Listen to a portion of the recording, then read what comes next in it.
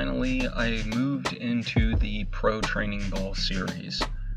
Another 30 days, working on form, focus, timing, basically a lot of the core principles that I can do without having a heavy bag, without having a double end bag, without really having much, if any, training equipment at home. What really separated this pro level challenge from the other two trainers, the ball itself is a lot more dense. You have to wear hand wraps whenever you train with this particular product, or else you will fuck up your knuckles. There's no easy way or nice way to say it. This ball is very dense. It's about as stiff as hitting a tennis ball with bare knuckles. So it's definitely a lot more dense than the other two were. Another huge thing with this pro level is that the elasticity on tension string that attaches the ball trainer to your forehead, way more stiff than the other two in the series. The other two were very forgiving. If you kind of go back and look, you'll see that the beginner ball, or the basic training ball is what they called it. It has a black elastic string on it. It's not that tight. It's not very taut, and it's not very thick either. So it's very forgiving in when you hit it, how it flies away from you, how it retracts back to you. The advanced ball had a white elastic string on it, and that's part of why in most of my videos you kind of didn't see it, but due to the compression nature of my GoPro camera, you kind of really don't see the elastic for most of my videos anyway. Another huge thing with this Pro Ball series is wearing a hard cup. So the basic ball, if you struck it at the wrong angle or you didn't move quick enough, you'd basically receive a little tap in the gonads, With that advanced ball, if you weren't careful, you would get a pretty decent whack. And with this Pro series, with the ball being dense and the elastic band being much more quick, it's a lot quicker on retraction, there's a lot more mass, you have to wear a hard cup. I wore a soft cup the one night and it did not provide adequate protection. Either get really, really good at your reactions or just wear a hard cup. I personally recommend just wearing a hard cup. Shit happens, and it happens quick and fast, and even if you're moving your hips around like Elvis, you're probably not going to be able to dodge it 100% of the time. What this Pro series meant to me and why I even bothered with this in the first place, this whole series, first and foremost, I think everybody has the right to look the way that they want to. And if you are dissatisfied with your outward appearance, you're well within, your rights as a person to keep working until you achieve what you're going after. Personally, I felt like I was overweight and out of shape, not the shape that I wanted to be in. I wanted to get back into fighting shape, for lack of a better term. I want to be able to spar 3 rounds and not be completely exhausted at the end of it. And the reason why I chose a video format is because it holds you accountable. I couldn't take a night off. I couldn't find an excuse. I had people around me that were, they were asking, what's going on? Where are your videos? When are your videos? It's not terribly exciting. None of this is terribly exciting. This is mostly for my accountability purposes.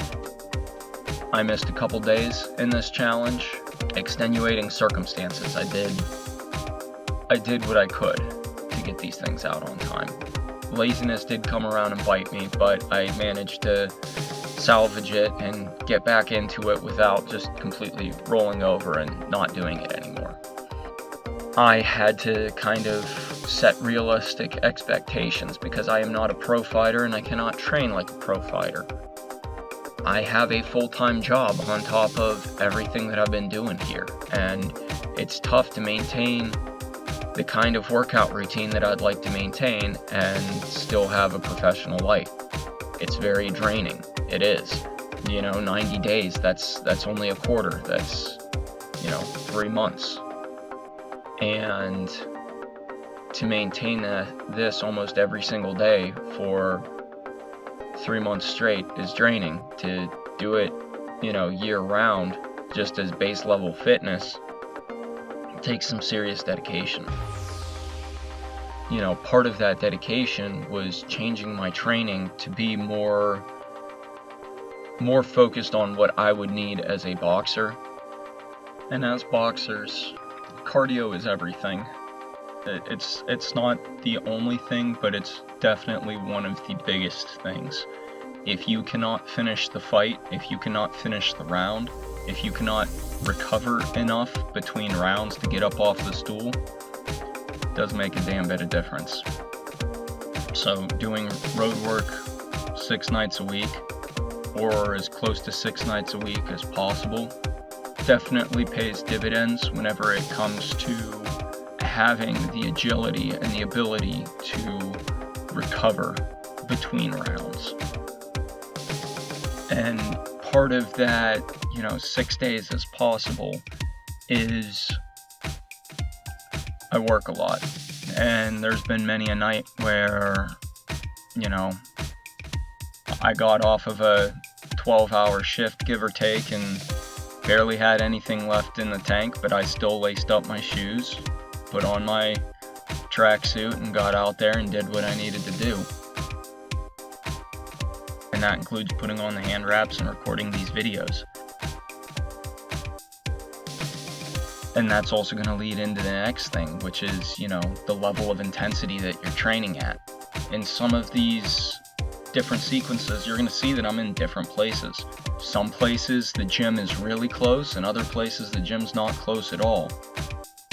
Places where the gym is extremely close, I can train extra hard because I don't have to worry about trying to make it back home or trying to get someplace else. And the last part of all of this is the diet. You have to, for the first part of my weight cut, I was doing calorie counting, and now I'm just trying to eat more nutritious foods. My fruits, my veggies, my proteins. Staying on top of everything it takes a lot of dedication. The nice thing about forcing myself to do this video series and stick with it is that I've essentially established new habits. I believe conservative estimates are it takes about 30 days to start a new habit and 60 days to reinforce it. So now this is my new habit. I do my road work, I eat properly, I try to get as much rest as I can, and everything else just kind of falls into place. So we'll see where this takes me. I'm glad that I managed to get this all done. I'm glad that I managed to see this through to the end, all 90 days. I'm likely going to keep continuing to do this as a daily routine. Just now, I don't have the added pressure of trying to record, download, re-upload, and get everything onto YouTube. So hopefully my workload becomes a little bit less strenuous now that this is done. Anybody that's bothered to watch these videos, I thank you. I'm not going to sit here and tell you to like and comment and subscribe, because at the end of the day, I don't give a shit. This is YouTube. This is my channel. I do whatever the hell I want. Care about engagement. I'm not going to do clickbait. I'm not going to do reactions. I'm not going to do any of that shit. I'm going to do the videos that I want to make, covering the things that interest me. It is my tube. My tube full of things that I want to make. And if you bothered to stick around and you like my content, please stick around, because I'm going to keep making stuff.